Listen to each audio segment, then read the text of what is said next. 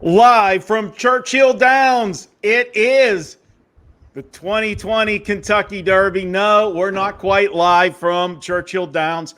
I will be talking to my other partners at Wager Talk and see about having next year's show live from Churchill Downs. But let's get it going. I am your host, Marco D'Angelo. It is the 146th running of the Kentucky Derby. And no, it's not the first Saturday in May, as we are here the first Saturday in September, but that's what we get in 2020. My partner in crime, SIG, Las Vegas. How are you doing today, my man? You're here in town with us. We've been eating good all week, buddy, and hopefully we'll be eating even better after the races today and tomorrow. How you doing? I'm doing great, Marco. It's great to be here. A quick shout out and a thank you to Ralph Michaels, Cal Sports, for letting me borrow his home studio for today's show. It's a great setup. Absolutely. And I know it's going to probably cost me a meal afterwards with Ralphie boy. So, okay, I'll be taking care of that. It is the Kentucky Derby, SIG. It's why you're here in Vegas. Unfortunately, being here in Vegas this year right now, unless we get something happen at the midnight hour, you're not going to be able to bet the Kentucky Derby in Las Vegas the traditional way.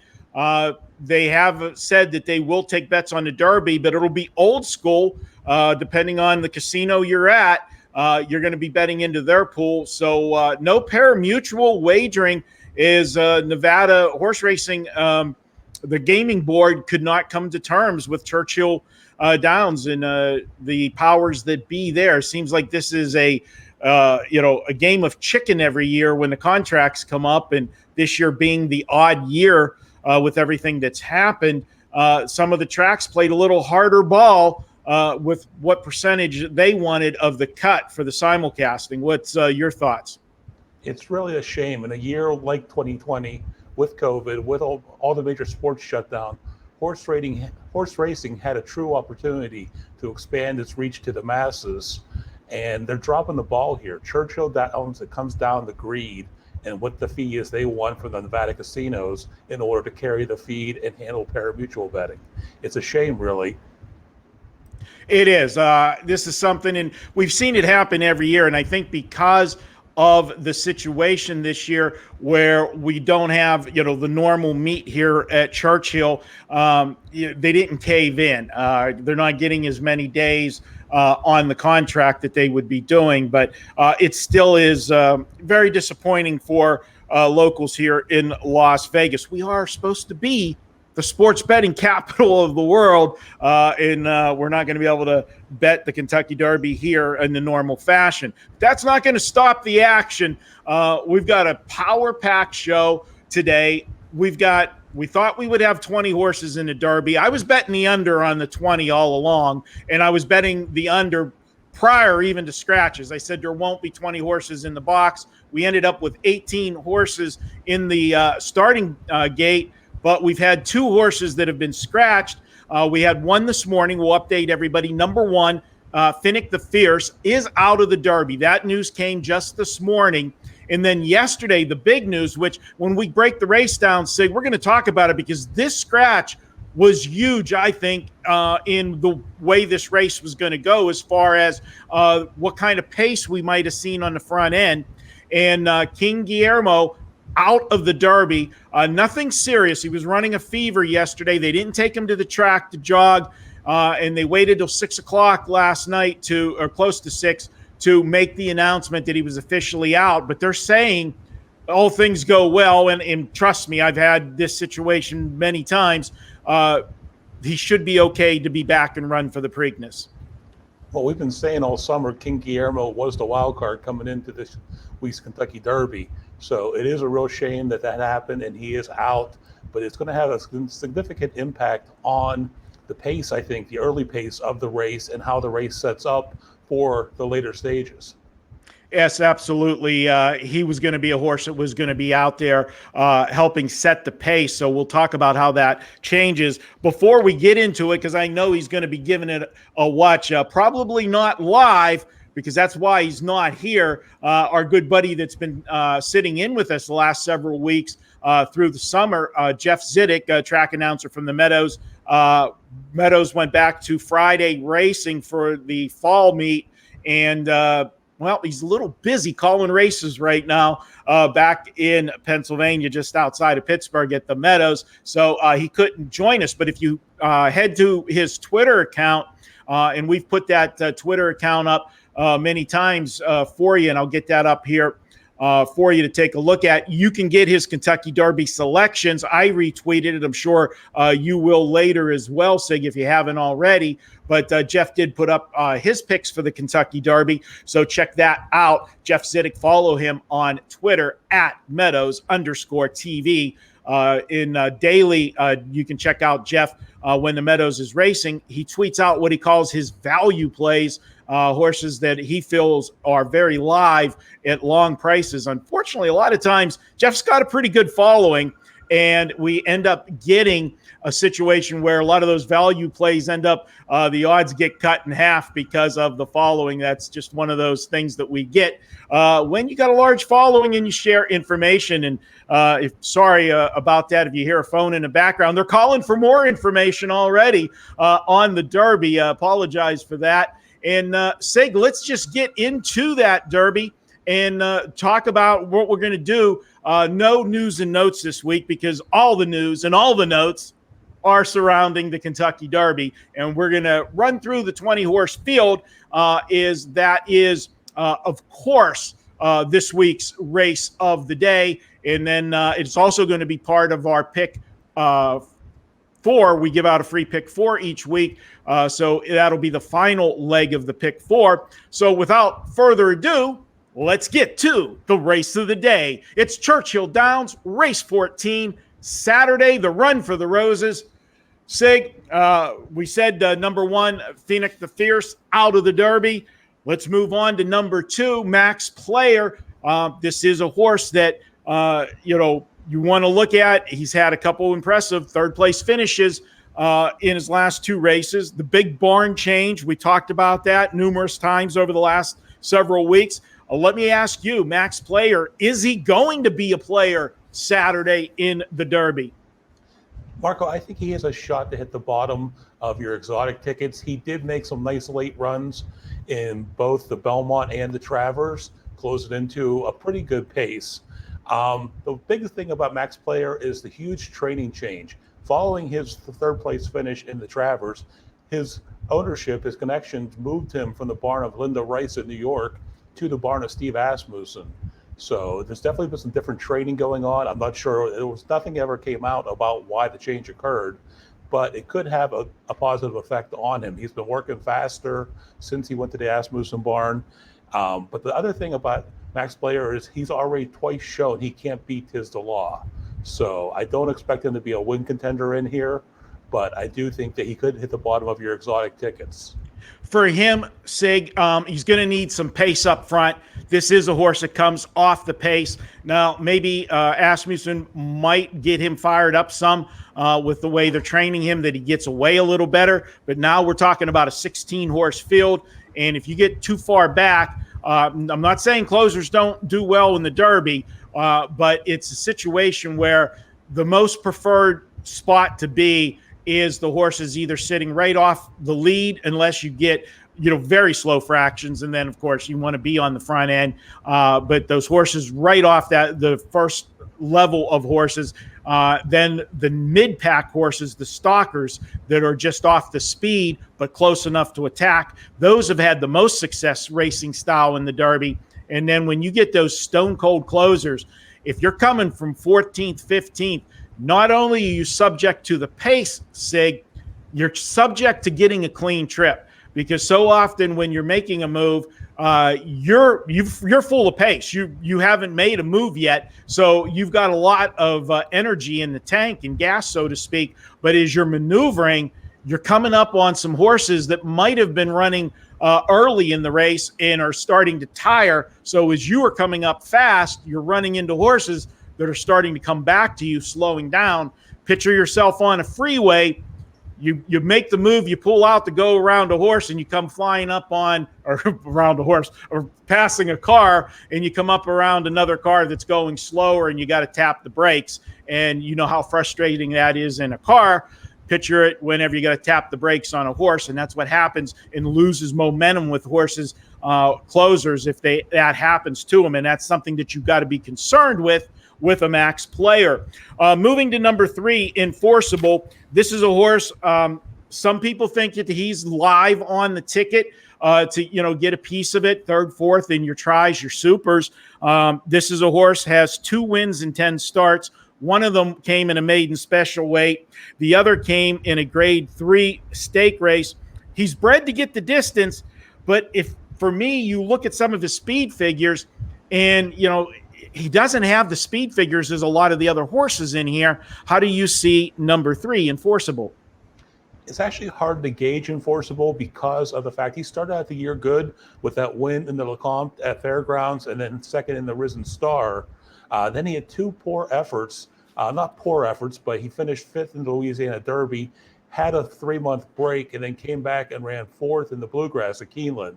So it's hard to gauge where he's at right now. He's second off the layoff for Cassie, and as we've discussed on the show before, as a 3-year-old, these horses develop fast. So it's kind of hard to gauge where we're at with Enforceable.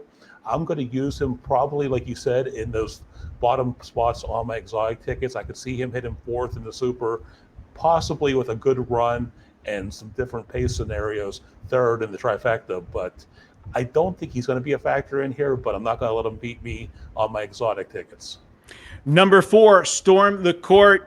We've talked about this horse several times this year in a lot of the big prep races. And to sum it up, this is a horse that won the Breeders' Cup last year. The dreaded juvenile jinx. You win that race, and then you don't come back solid at 3. And here he is in the Kentucky Derby. Would have been one of the favorites at the end of last year, at the end of the 2-year-old campaign after that stunning victory. Here he sits, a morning line SIG of 50-1. Storm the Court. We have a phrase in college basketball. Brian Leonard and myself, we always text one another whenever a team storms the court after a big win. Well, because they're not the same in the next game out. It's a good betting angle to go against them.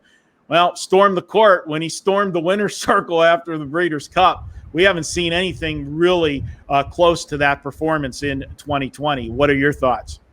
Nah, like you said, the Breeders' Cup juvenile winner just seems out of place in this field here.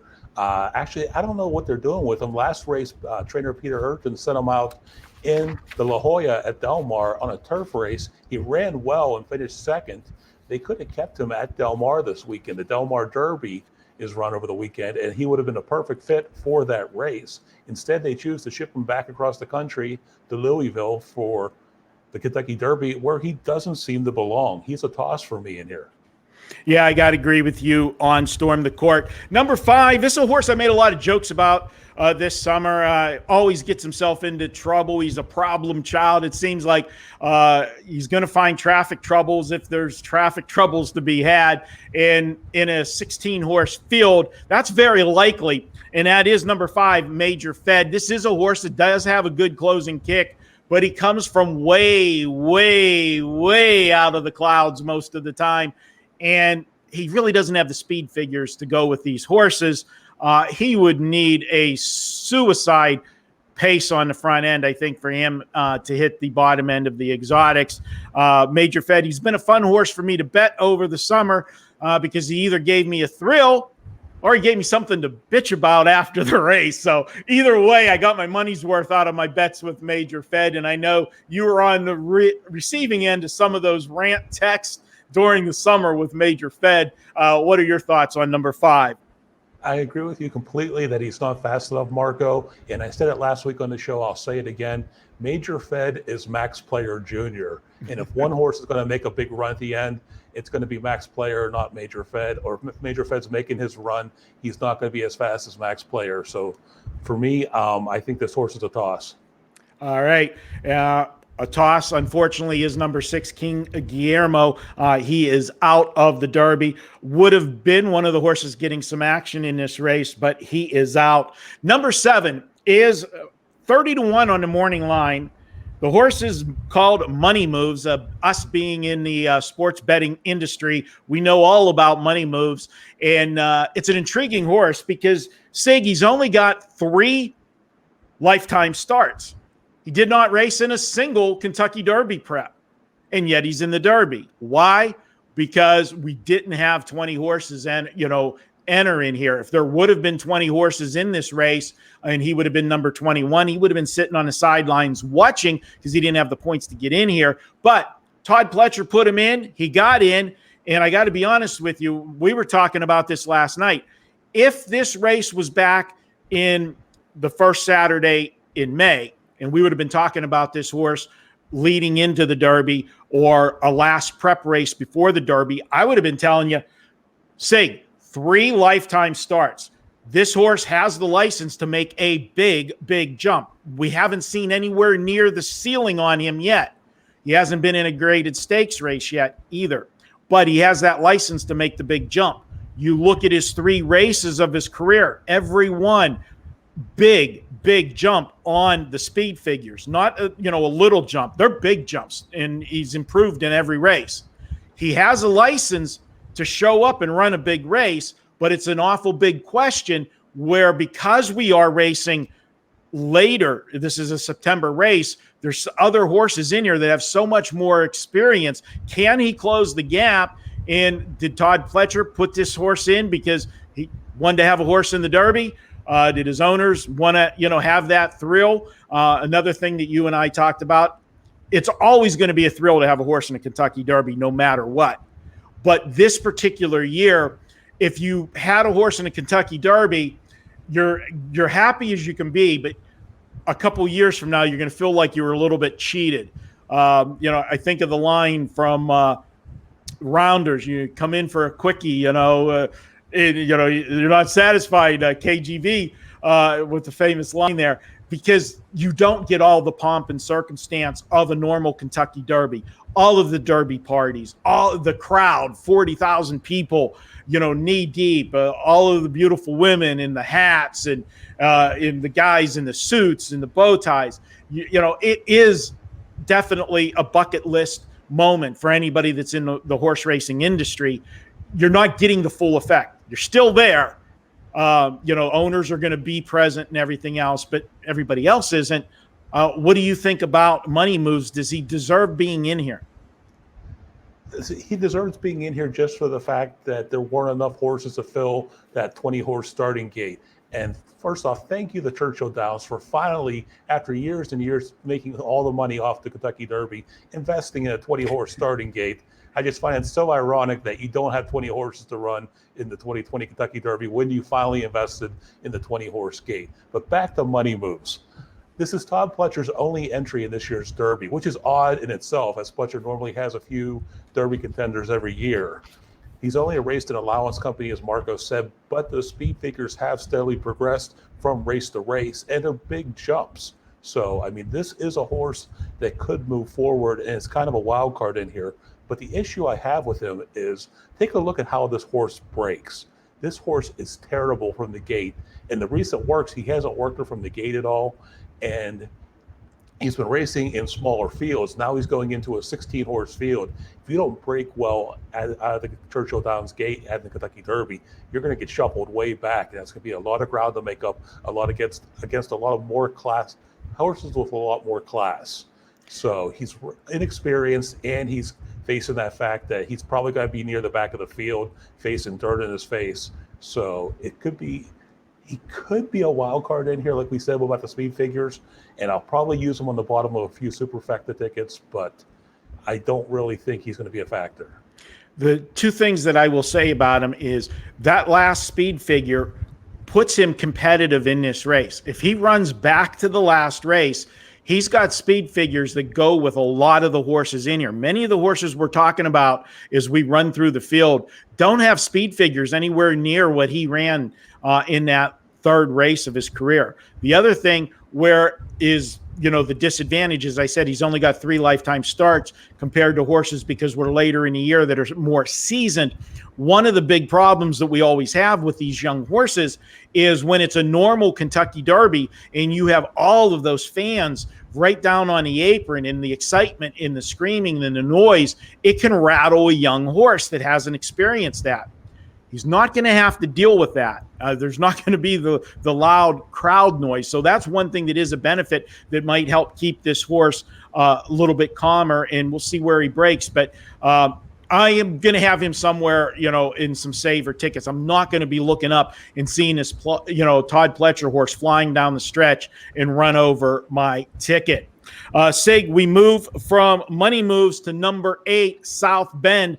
And cute analysis here. This horse might get some extra money that he normally wouldn't get. And I didn't even think about it. But I did a podcast yesterday. You guys know him. Chris Felica, the bear from ESPN, and he made the reference, how many Notre Dame homers are going to throw a couple bucks on South Bend in the Kentucky Derby? And it's a good chance for me to segue about why we always talk about, SIG, the Kentucky Derby. If there's any race that is worth you putting more of an investment and putting, deeper numbers into your tickets, is because the Kentucky Derby is going to have so much extra money in the betting pool.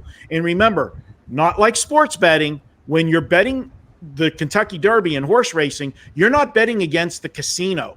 Casino doesn't care if a 99-1 shot wins the race or the 3-5 shot wins the race. The casinos in the racetracks make the exact same amount of money no matter which horse won, because they get a set cut of the betting pool. What determines those payouts is how many winning tickets there are from that betting pool. And when you have extra people putting money into the betting pool, it swells the pool. And I'm going to be as kind as I can be with this. There's going to be people betting the Kentucky Derby tomorrow that have no clue at all of what they're doing.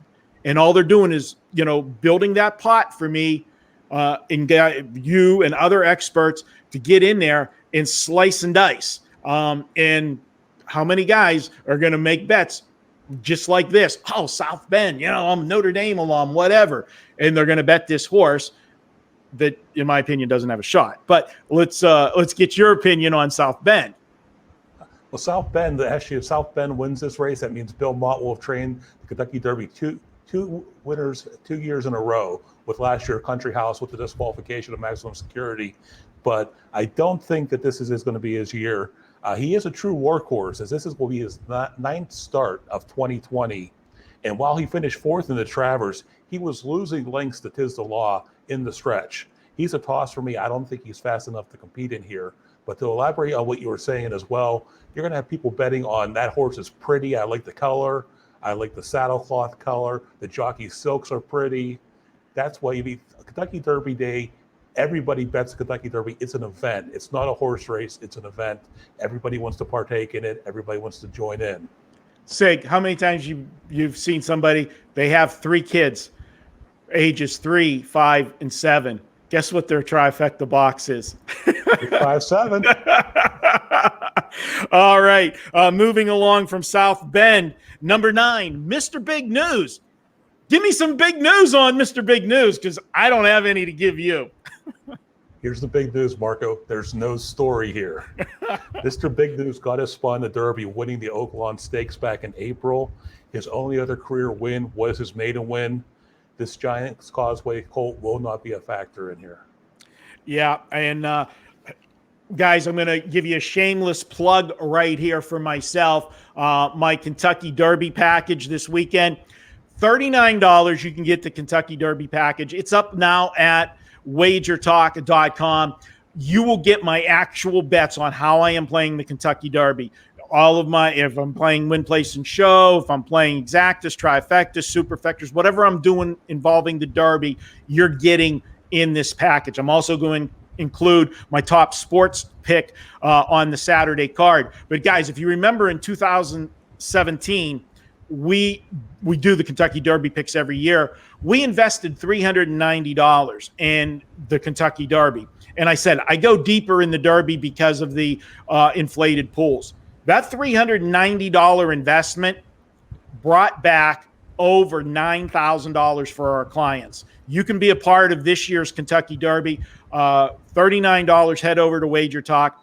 And right now at Wager Talk, I'll have the final selections added to the package tomorrow morning or late tonight, because we want to get up to the minute weather report. And if there are any other last minute scratches, like we've had 2 already. But when you go now and get the package, I have my Kentucky Derby preview report. A lot of the things that we're saying on the show here, I'm talking about, but I've got I've wrote up on every single horse in the Kentucky Derby, my thoughts on the horse and their chances. That's up and in the package right now, so you'll get some good information with that. And I know, Sig, you're going to have stuff up as well. You always have your daily package for Saratoga. You're going to have Kentucky, Churchill Downs for Saturday as well. Star-studded program on Saturday. Some great racing. 14 race cards. So you want to get complete coverage on stuff, you'll be sure to check out what you've got up on Saturday. I know you've got the Kentucky Oaks package up today. The 3-year-old fillies, big race there.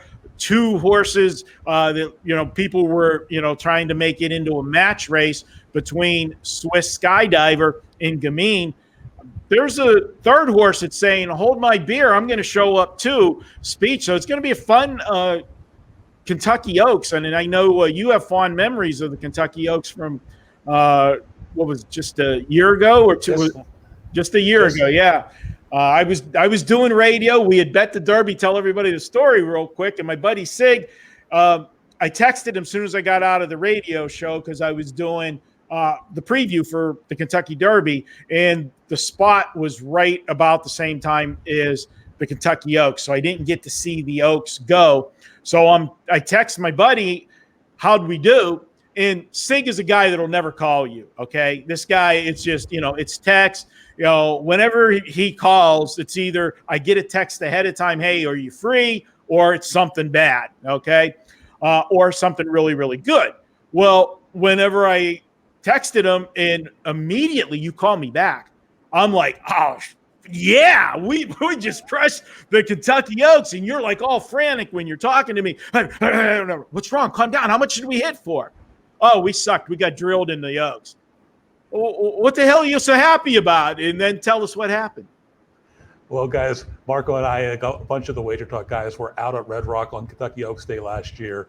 And like Marco said, he went to go do the radio spot. I went back to the book, watched the Oaks. Serengeti Empress basically wired the field in that race. Didn't have her anywhere on my tickets. She's actually racing tomorrow, too. I'm not sure if I'm going to have her on my tickets tomorrow. But I'm feeling a little dejected. It killed my multi-race wagers. I went out to the machines. I stuck $20 in a video poker machine. And about 4 spins in, a little game on the marketing popped up on the system, picked so many keys. Turns out I ended up winning a Cadillac because of Serengeti Empress and being dejected that she won the Kentucky Oaks last year. There you go. It worked out for me. Marco and I did it. Our bets didn't come in that well, but Serengeti Empress won me a car. So, all right. Well, good luck. And we split a bunch of those Derby or Kentucky Derby Oaks tickets, but I didn't even get a ride in the caddy. Jeez, I'll tell you. All right, we're gonna have to step it up a little bit on the second half of the field here. Number 10, 1,000 words. This is an interesting horse, Sig, and one of the longer paragraphs in my report, because this horse can be a factor, and or is he over his head? But this is a horse that you've got to take a good look at and cause me pause, because he's one of those horses in between. He's not a pitch, but I don't know that he really can win the race, but he could be a big factor as far as the exotics. How do you see number 10, 1,000 words?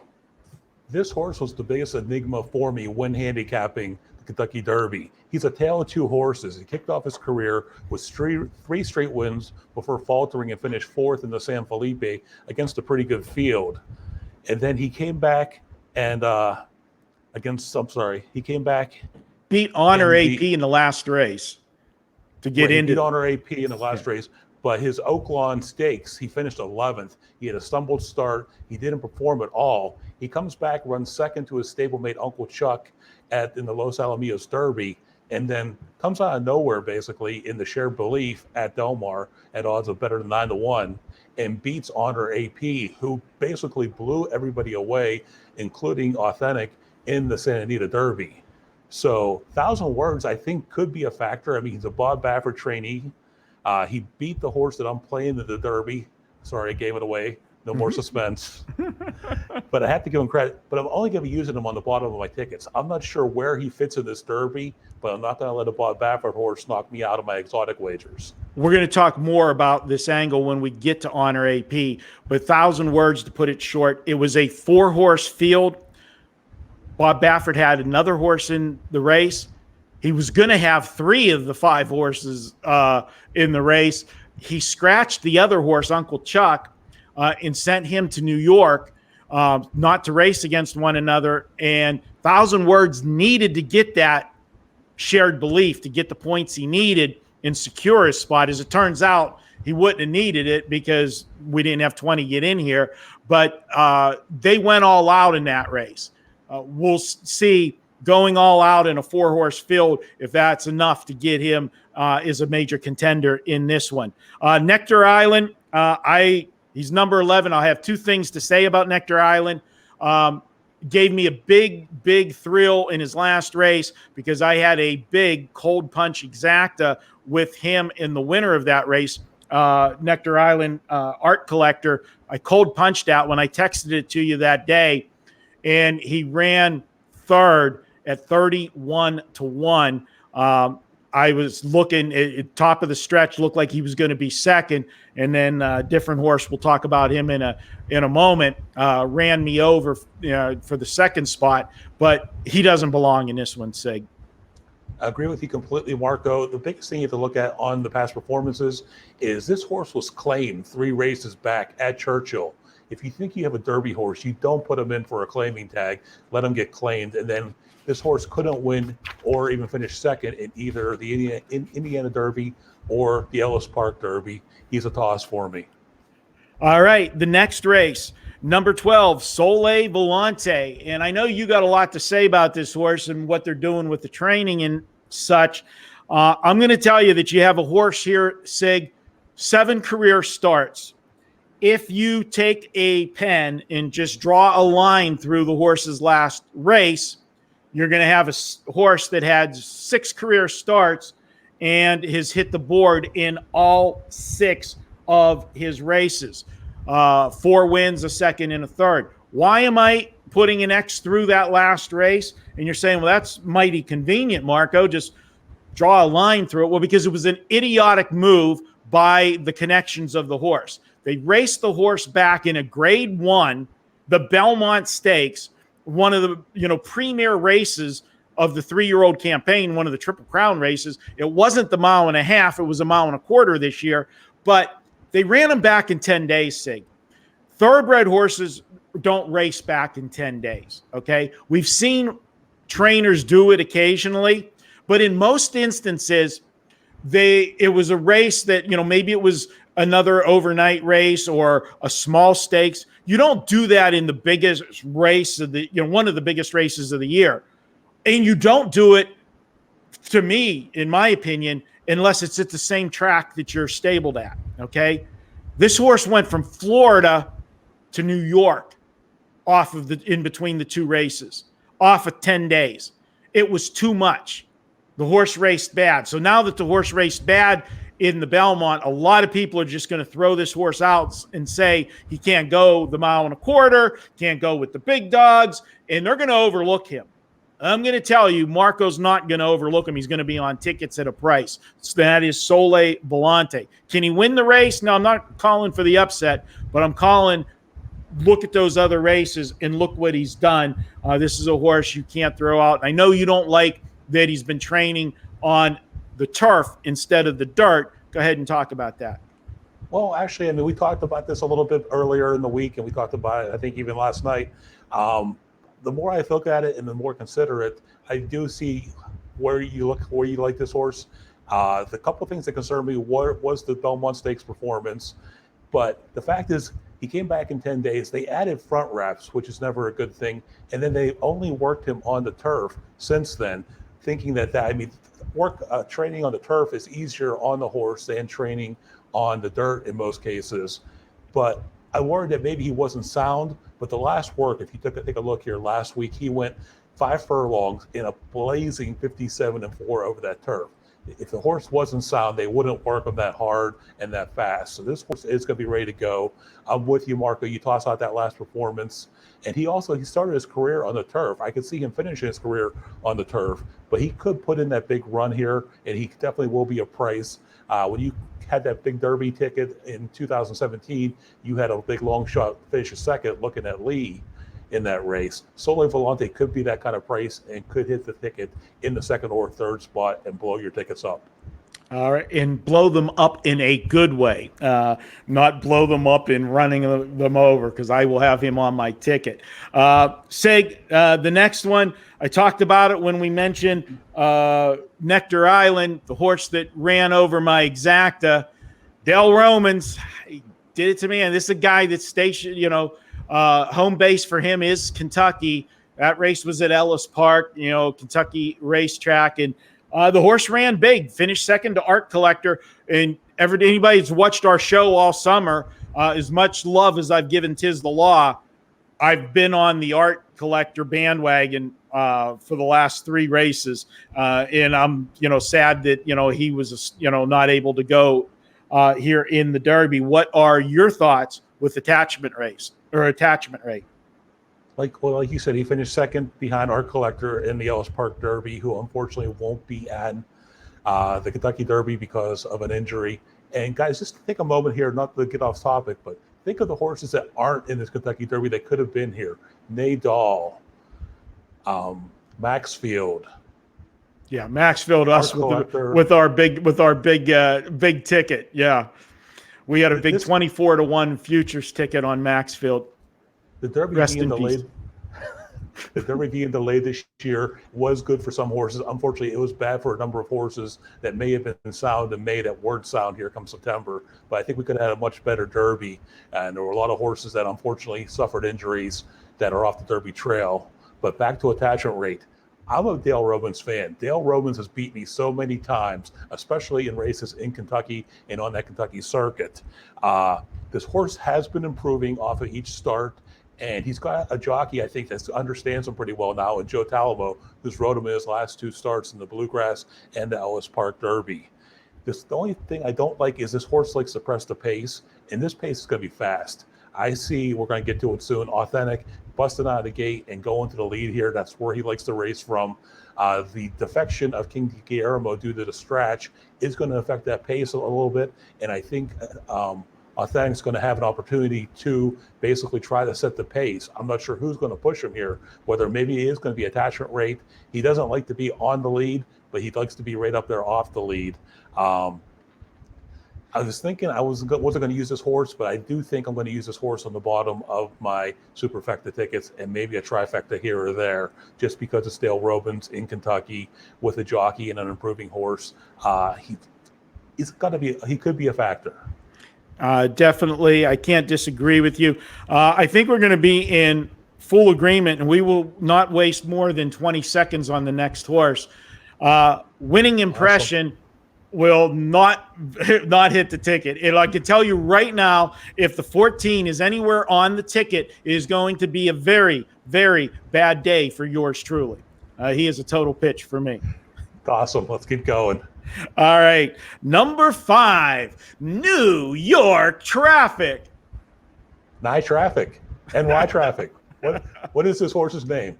It is the consensus around the announcers from the racetracks. It is New York Traffic, my friend. He is number 15. He is a major player in this race. He is. He's actually my price horse here on Saturday. He put a huge late run in, just missing in the Haskell trying to catch Authentic, who I think had let up a little bit in that race, but huge run. He's stepping forward off of every race for trainer Staffy Joseph. They've been saying he's training fantastic, and he's been steadily improving. If you remember, that Haskell was a mile and an eighth. The Belmont was a mile and an eighth. I think you mentioned a mile and a quarter earlier, but that Belmont was a mile and an eighth. He needs the added distance here. I think he makes that big run here. I see him definitely being a factor. I'm using him in my exactas. I'm using him in my trifectas. I'm going to have a few win tickets on NY traffic, New York traffic, whatever the hell you want to call them. I think he definitely is a factor in this Derby tomorrow. Yeah, the Belmont SIG was 1.25 miles. The Belmont was the distance of the Derby this year. I disagree. I'm looking at the DRF right now, and it says 1.8 miles. The Belmont Stakes? The Belmont Stakes was 1.8 miles. The Travers was 1.25 miles. Okay, 1.25 miles. I'm sorry. Yes, the 1.25 miles. Yes, you're right. I confused the two because everybody, Tis the Law has already is one of the few horses that has shown he's gone 1.25 miles because it's a distance that people don't get. My bad. All right, you get one for SIG this week. We'll go to the next horse is number 16, Honor AP. I'm going to take the lead here because this is a horse me and you have talked about. We disagree with in something about his last race. And you're all about, and trust me, as a horse owner, money's money, okay? But the money that was on the table for the shared belief, I'm sorry. I won the Santa Anita Derby, which already stamped me to the Kentucky Derby. That was the big prize. We're going for $3 million and all the prestige that goes with the Kentucky Derby. Breeding, you got a Kentucky Derby winner, for breeding rights for years to come, everything else. The shared belief for me as an owner was nothing more than a prep race for Honor AP. And a lot of people looked at that race and said he took a step backwards. And I even at first said, oh, he took a step backwards from the, Santa Anita Derby. No, he did not. They did not have the pedal to the metal in this horse. And that was a shorter distance than the Santa Anita Derby. And when when the Santa Anita Derby was run, you and I both agreed after that race, this is a horse that screams 1.25 miles. He wants more distance. He didn't need the points. We talked about 1,000 Words that won that race. Did need the points and did race to win that race. I think Mike Smith took care of this horse in the shared belief. Connection said, go out there. This is our prep race. Get him a good work. Get whatever you can get, but bring the car back home, son, with a full tank of gas. All right? As an owner, I have said that to jockeys the week before a big race. Do not leave my tank empty. And I think that's where the situation was with Honor AP. And you're going to see a performance more like the Santa Anita Derby and less like the shared belief. Agree with you completely on that fact, Marco. And I think the fact that he did finish second in that shared belief is going to give us a little more value on him. I think if a horse can beat Tis the Law tomorrow in the Kentucky Derby, it is Honor AP. That's where my win bets will be. There will be no value in betting Tis the Law at even money or possibly even worse. Honor AP is bred to go longer. I think the 1.25 miles, maybe even the 1.5 miles at Belmont, if the Belmont Stakes was being run on the normal schedule this year, would have been something he would have loved. I think this horse has a huge shot in here. I'm going to be using him on top of my win wagers where I see the value there. I'm going to be playing some exacta boxes with him and Tis the Law and then Honor AP over some of the other long shots that I talked about using. I think that could pay definitely, but I can see a big battle setting up when they hit the top of the stretch here in Louisville on Saturday. Honor AP, Tis the Law. If the grandstand was full of fans, you would hear that roar that you hear every year when they hit the top of the stretch. And I can see these two horses, one a little darker, one more to the brown, but with the big blaze on. Can we bet on a horse with a blaze will win the Kentucky Derby? Does anybody have that prop bet up? If it is anywhere, I'm sure it's either at Circa or South Point. And it is an overwhelming favorite if it is. Give me the blaze, ice cold exacta. Tis the Law and Honor AP. And, well, what better way than to segue into horse number 17, SIG. Tis the Law has laid down the law all from early spring through the regular prep races all the way through the summer. And the one thing about Tis the Law, and at some point, people kept saying, is it going to catch up to him? Is it going to catch up to him? Because this is a horse that was on the Derby trail from day one and was on time for the Derby trail, meaning the first Saturday in May. He hasn't missed a beat, where all these other horses either got late starts or on the sidelines because of injuries. He's stayed sound. He's getting better every start. You know, I can tell you as a horse owner, Sig, when you go through a campaign of a 3-year-old campaign with stake races and everything else, when you get towards the latter part of the season where we're here in September, horses will have dropped a little bit of weight. They might be off their feed just a tad. They might be a little bit dull in the morning, you know, because they start to get tired. This horse has not lost any weight, might even have gained some weight, is on the muscle in the morning. And what I mean by that is when the exercise rider takes his horse to the track, he's got to hold on to him to go what they want him to go, or he'll go faster than they want to go. All signs are this horse has shown zero signs of regression. 'Tis the law. Is he going to lay down the law again? I think he lays down the law, and I think he's feeling pretty confident this morning. The only horse in this Derby field that has beaten 'Tis the Law scratched out this morning in Finick the Fierce. Last November in the Kentucky And how did that Club, happen? Yeah. in the Kentucky Jockey Club, over a sloppy Churchill track, 'Tis the Law did finish third. Silver Prospector and Finick the Fierce are the only horses that actually have ever crossed the line ahead of this horse. He's shown the mile and a quarter in the Travers. Looked like he even had more in the tank. In the Belmont, his jockey, Manny Franco, never moved his hands till they got to the top of the stretch. Then he asked him to open up. He may have to ask him to open up a little sooner tomorrow in Louisville at Churchill Downs, but he's basically checked all the boxes. And we keep saying how these horses, as 3-year-olds develop, he's developing too. As these other horses are working out, he just keeps getting bigger, keep getting stronger, keeps getting faster. It's his race to lose, in my opinion.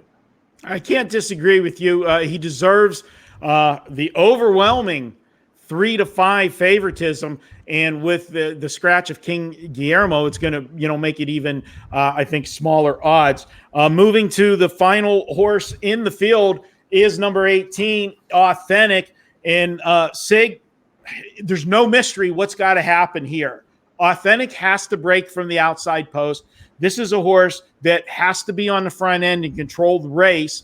And from the outside post, you're really going to have to be gunning it to get to the front right away. Sometimes, Sig, there's two things that can happen with a horse on the front end. If you get to the front end and they leave you alone and you get modest fractions or even an honest fractions, but you're left alone, nobody's pressuring you, a horse will swell up on the front end. And by swelling up, I mean the horse gets brave and sometimes can steal a race on the front end. We talked about Maximum Security last year. He basically, was going to steal the Derby again, like he did the Florida Derby with slow fractions. I mean, he absolutely stole the Florida Derby, walked them to the half. But gunning this horse from the 18 post position, sometimes when you gun him that hard out of there, when the jockey gets to the lead, then you want to grab a hold of the horse a little and make him calm. We want him to calm down and settle on the front end. Rate him is the word that the jockeys will use so that he has something left in the tank for the stretch. Sometimes when you get them that fired up, you can't back them back down. And when you're trying to back them down, you're actually fighting with them, and that's taking energy away from them. And that's one of the concerns I have for Authentic.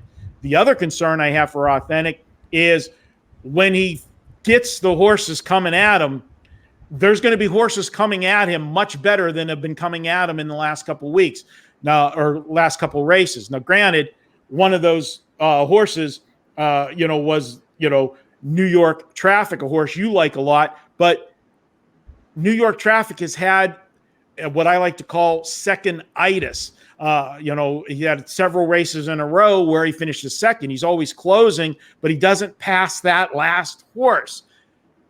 Authentic, when he gets past, you always run the risk with a front runner of that horse just collapsing. And I don't mean falling down on the track, but backing through the field. Right. Well, I mean, in Authentic's case, he really never has been passed. This horse has always raced on the lead or just off the lead in the only case in the Santa Anita Derby where he never got the honor AP. The far outside post is a negative. He's going to make a hard left turn, make a beeline for the rail, and try to get to the lead. Use a lot of horse early. The other thing, too, that we didn't mention is that this is Johnny V, John Velasquez, Hall of Fame jockey, his first ride. Because of the COVID restrictions and so forth, Bob Baffert had to line up other jockeys to ride these horses in Kentucky. Drayton Van Dyke was the regular jockey. Mike Smith rode him into Haskell to a win. But this is going to be Velasquez's first time on this horse. He's not going to have a true feel for him. He's going to have to go off of what Baffert tells him and what he's seen the horse do in his previous races. And he's going to come out and he's going to have Tiz the Law right there on his left. Is he going to cut Tiz the Law off? Is he going to break better than Tiz the Law? He's going to have to use a lot of horse to get to the front because that's the only way Authentic knows to run. And I think when they get to the mile and a quarter distance and having to go that hard early, he's not going to have enough left in the tank to get the job done. Could he hold on for a piece in any of the exotics? Yes, we've seen it before. Horses that try to wire the field in the Derby do hang on for a part of that. But I don't think he can win this Derby. I don't think, as on the lead, he can't win this Derby. If he lets somebody else go to the lead and the pace scenario plays out differently, there might be something in there, but I don't see it happening. I see this horse wanting to be on the lead, wanting to go to the lead, and using everything he has to get to the lead. All right, Sig, we're going to have to change our format a little bit as we go through the pick fours. I am going to put them up on the screen for you, Sig. We're not going to discuss the races. I'm just going to have you read your numbers, and I'll put them up on the screen because we are running out of time on today's show. We wanted to give you that in-depth look at every horse in the Kentucky Derby. But here are the numbers for Sig's pick four, and the pick four is the races 11 through 14 at Churchill. It's the final four races at Churchill on Saturday. It is the late pick four. Sig, race 11, what are you doing? I went with two horses here. I went with the Ford Newspaper of Record, who looks to have refound Sig, I'm going to have you just give us the numbers. We're going to just roll through the numbers, no talk on the horses. Sorry. I went with two horses in 4 and 3. All right. And in the 12th race? 12. We went 4 deep in here. I went 8, 10, 9, and 6. I'm sorry, 1. 8, 10, 9, and 1. And that's why we do put the numbers up on the screen, because Sig can't read his own selections. I got him all flustered because I didn't let him talk about Newspaper Record or whatever. Going to race number 13. This was the deepest race for both of our tickets. What are you doing, sir?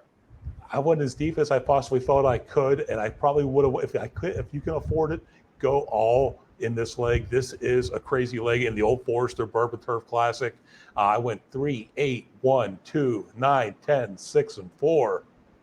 All right. And Sig, I'll let you say the horse's name since you're singling him in the 14th race. Who is your single in the 14th? Guys, he could be beat, but I've rode it with him all 2020. I'm riding with him on Saturday. Tiz the Law. The 17 is my single. That's a $32 ticket if it stays the way it stays. All right. Well, I'm going to officially say that if you are riding Tiz the Law, you will get him beat. All right. That was Sig's pick four. He's spending $32 on his pick four. Really cheap ticket for a race that's going to have an inflated betting pool for sure. For mine, I'll run through and let me give you my detailed breakdown of each. No, I wanted to give Sig a little jab there. Race 11, I'm going in complete agreement with Sig. We are going with 4 and 3.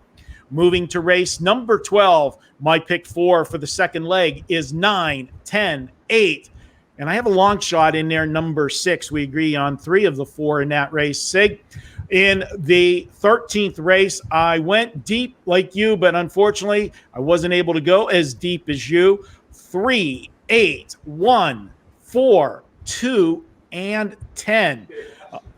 In the next race, we went final leg of the pick four. I went with number 17 of Tiz the Law and number 16, Honor AP. We went $48 deep. And tell Ralph to quit talking in the background on my show. He just cost himself lunch there just because we use his place. He doesn't give him the right to talk in the background.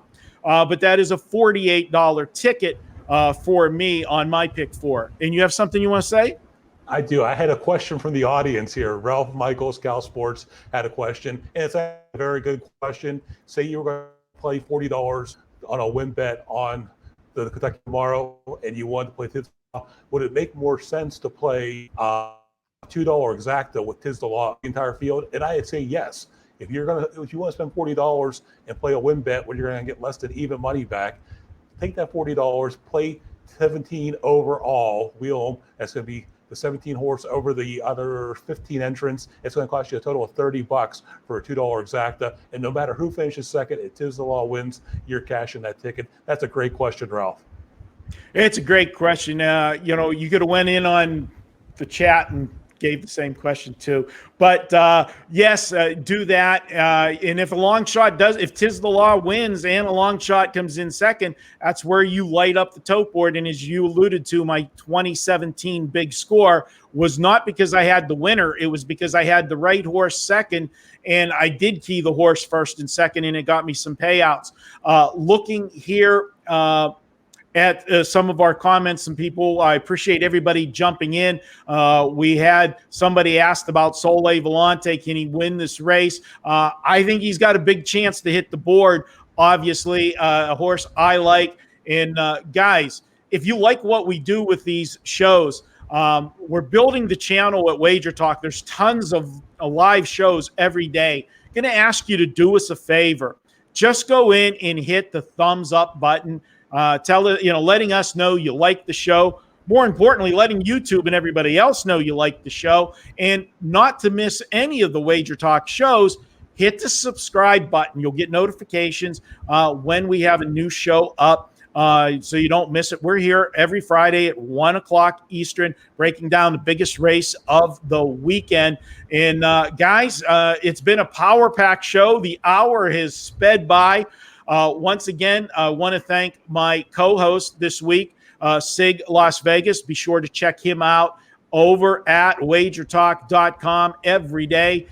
You can get SIG's plays, not every day, about 5 days a week. You're posting cards. Saratoga's closing up. Where are you heading next, buddy? We're going to be at Kentucky Downs for their real short meet in Kentucky, all turf races, big fields, big payouts. We'll probably go to Belmont for a few weeks between that, and then Keeneland kicks off in October, takes us right up to the Breeders' Cup. All right, one more shameless plug for yours truly. Check out my Kentucky Derby package. It's $39. You'll get a detailed report on all of the horses, in all 16 horses in the Derby.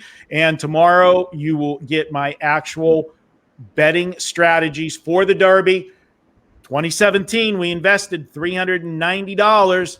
When we took those $390 worth of tickets to the window, they handed us back over $9,000. They also handed me an IRS form also I had to sign for that day. But, when you're making big scores, you don't mind filling out the IRS form, SIG. From Las Vegas, it is SIG Las Vegas. Follow him on Twitter. You can also follow yours truly, Marco D'Angelo, at Marco in Vegas. Till next week, this has been the Pony Pundits. Good luck tomorrow with the 146th running of the Kentucky Derby.